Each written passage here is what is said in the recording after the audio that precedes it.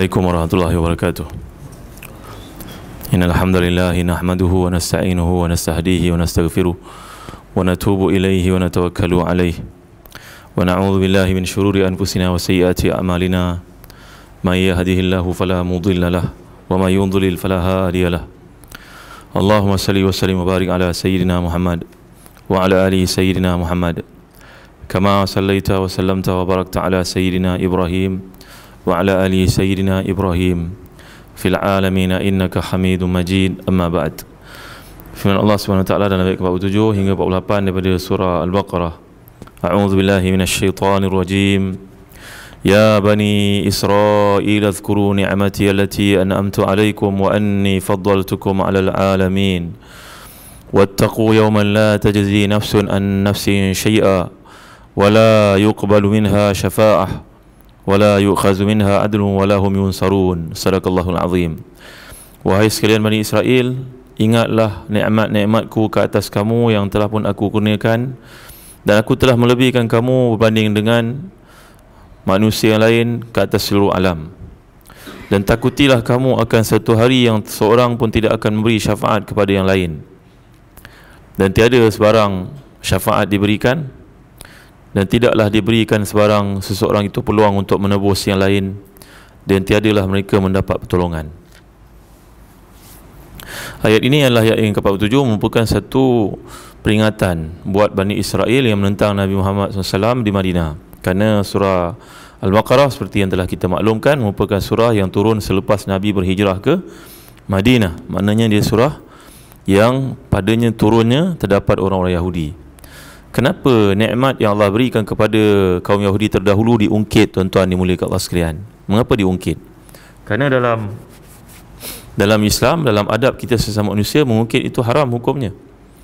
Al-Mannan, Mannan ni maknanya yang mengungkit-ungkit, tapi Allah SWT baginya adalah satu yang harus, kerana Allah adalah Tuhan kita. Tapi kalau kita manusia, kita tidak layak mengungkit, kerana apa sahaja yang kita berikan kepada orang lain sebenarnya bukan milik mutlak kita. Kita bagi seseorang wang itu bukan kita punya. Allah SWT yang beri kepada kita sebagai pemegang amanah. Apa jua kesempatan yang kita panjangkan kepada orang lain, kelebihan tersebut, ia merupakan anugerah daripada Allah yang tidak berhak untuk kita sebut-sebut pada orang. Dan mungkin itu akan menggugurkan segala kebaikan, pahala yang pernah kita lakukan sebelum itu. Jadi Allah SWT di sini membawakan kisah yang terdahulu supaya umat Islam sedar kepentingan belajar sejarah. Sejarah ni akan berulang balik semula. Jadi pengungkitan terhadap benda yang telah berlaku, walaupun ia berlaku kepada Bani Israel, adalah untuk umat Islam ambil pengajaran, penting mereka untuk mengkaji sejarah. Sejarah menunjukkan apa? Menunjukkan Bani Israel mendapat limpahan anugerah oleh Allah SWT. Ketika dikejar oleh Fir'aun, Allah membuka untuk mereka laluan, untuk mereka lepas masuk ke Sinai. Fir'aun ditenggelamkan. Sampai di Sinai, maka walaupun panas, Allah teduhkan ke atas mereka ni awan. Walaupun susah nak cari makan, Allah turunkan untuk mereka al-manna dan juga as-salwa. Manna adalah sejenis manisan yang turun bersama dengan embun pada waktu malam, kena pada pokok-pokok, lalu ada tindak balas tertentu, maka diperolehilah untuk dimakan. Manis, memberikan kepada mereka tenaga dan antibody sekaligus. Lalu kemudian as-salwa adalah burung-burung puyuh yang terdapat dekat padang pasir ni. Maknanya limpahan nikmat yang Allah berikan kepada mereka. Lantas mereka mengatakan kepada Nabi Musa, mengapa Allah turunkan makanan siap dimasak, makanan yang enak seperti ini? Kan baik bagi pada kami bawang putih, bawang merah, athum wal basal dan sebagainya. Maknanya nikmat yang begitu banyak Allah berikan kepada mereka, tapi mereka telah pun kufur, dan sifat itu diwarisi oleh keturunan yang datang kemudian.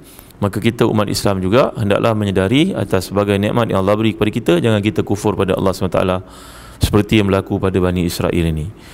Kemudian Allah ingatkan dalam ayat 48, wattaqu yawman la tajzi nafsun an nafsin syai'a wala yuqbalu minha syafa'a wala yu'khazu minha adlun wala hum yunsarun. Takutlah kamu pada satu hari kelak, iaitu hari kiamat, tidak ada seorang pun dapat memberi pertolongan kepada yang lain. Pertolongan disebut oleh Allah 3 bentuk: syafa'ah, adl, walahum yunsarun. Dalam hidup ni tuan-tuan, bila kita bersua dengan apa saja kesulitan, kita perlukan 3 golongan manusia.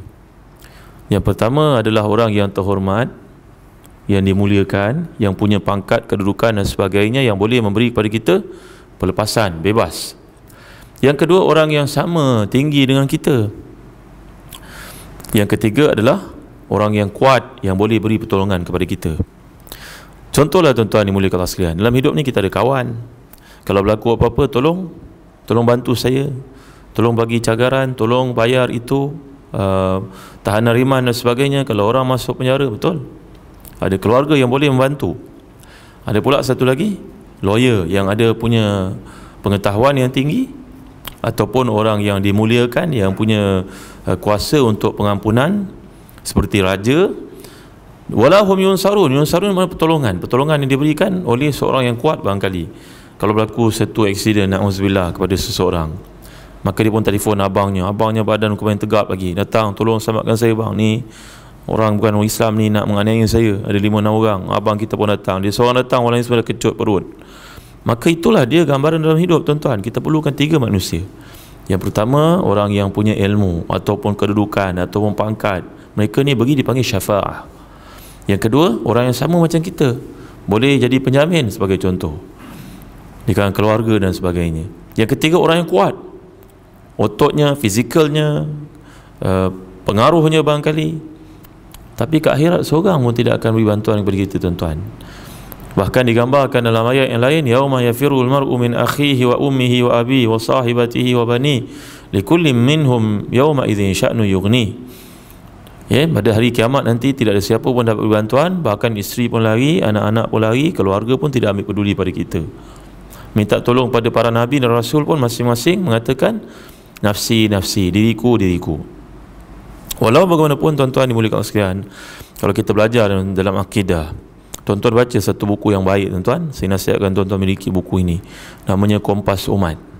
Kompas Umat ni adalah kumpulan artikel-artikel yang menceritakan tentang perjalanan kita daripada kematian sampailah seseorang tu lain masuk syurga atau masuk neraka. Nampaknya Kompas Umat, Kompas Umat Akhir Zaman, buku Syekh Ustaz Omar Muhammad Nur hafizahullah.